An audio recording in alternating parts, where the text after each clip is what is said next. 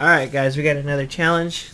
This time this one has a little bit of a storyline to it, so I'm going to let it play and I'll read the instructions off another screen. It says, Caleb's Splash Damage Challenge. Caleb is making a game that has a large number of units. Caleb wants to add a unit that can do splash damage. Help him win the battle and discover the secrets to splash damage. There are two rival teams battling for the castle. The castle is outnumbered and cannot win without adding in splash damage. Help the cannons deal splash damage to defeat the army that outnumbers them. So as you can see, this army's attacking the castle. They're way outnumbered. It's like 30 to, I don't know, 10 or so. The cannons shoot rocks. When the rocks hit the red Kodus, it does 20 damage, but even though they do 20 damage, it's not enough to defeat all the little Kodus, because there's just too many of them, and they way outnumber them. However, if we were able to add splash damage, and then we would be able to win this challenge. Splash damage is where an area around a certain object takes damage. So instead of just one spot taking damage, it'll do damage to everything around it. So let's look at this rock here. This rock says if it bumps into a Kodu, damage the Kodu 20 points, and then destroy the rock. And if it hits the land, blow it up. So you can see that the cannons shoot the rocks, they fly through the air. If they hit the ground, they blow up. If they hit Kodu, they'll do some damage to it. And here we have our other characters. We have our Kodu. It says if they see a blue Kodu, they're going to shoot at it, and if they see a cannon, they're going to shoot at it. But we need the rock to do damage to anything that's actually around it. So if this rock is right next to all these characters, it needs to damage the ones right in front of it.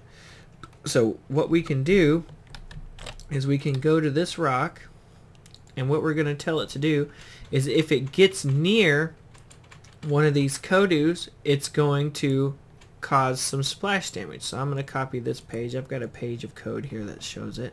So it says if you bump into a Kodu, switch to page 2. We'll look at that here in just a second.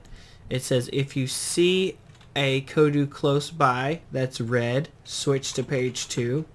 If you hit the land, blow up after, oops, this should be right there, after 0.125 seconds, blow up. So what's going to happen is the rock's going to hit the ground, it's going to roll a little bit.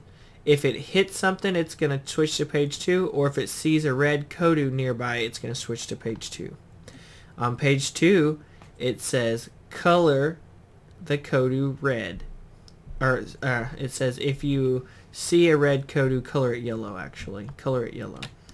Now, whenever this rock gets near any of these Kodus, it's going to color them yellow. And now all we need to do is come to these Kodus and say, whenever you're yellow, when see me yellow, do combat damage. Let's do 20 points of damage, and then we only want to do that one time, and then we'll do a timer of 0.25. Color me red. Okay, so if the rock gets close to it, it's going to color it yellow, and whenever it gets yellow, it's going to take 20 damage. And then after it turns, whenever it turns yellow, we don't want it to stay yellow, we want it to turn back to red because it's supposed to be red. So we're going to say if you see yourself yellow, wait a little bit of time and then turn yourself back to red. Okay, let's see what happens in this battle this time whenever we have this new AoE damage added. So we're going to zoom in on this action here a little bit if I can. So what happens is if the rock gets too close to him, it's going to change him yellow. Let's see what happens. Oh, that side over there got hit. That side over there got hit again. Whew! I took a bunch of damage. Let's see if one of these rocks can get closer here. There we go. See, it's hitting them and it's turning them yellow as long as they're close enough to it. And then when they turn yellow, they take 20 damage. Now, if you want to make the area larger for the damage, you can go to the settings on your rock and you can change these close by settings here. Let's find it. So close by range is 4. So if you raise this number up, it's going to make the range of the rock bigger, and then they'll turn yellow from farther away, and that'll make the rock do more AoE, more area. Okay, so let's go over this one more time. So on page 3, this is where the Kodu takes the damage from. So on page 1 it says always use the stuff on page 3. And then on page 2 it also says always use the stuff on page 3. So I put all the damage and all the attacks on page 3. So if you see yourself yellow, deal 20 damage to yourself. If you see yourself yellow, turn yourself back to red, because you're supposed to be red. You're only supposed to turn yellow if you get hit by the rock. And if you get hit by the rock, you need to take damage.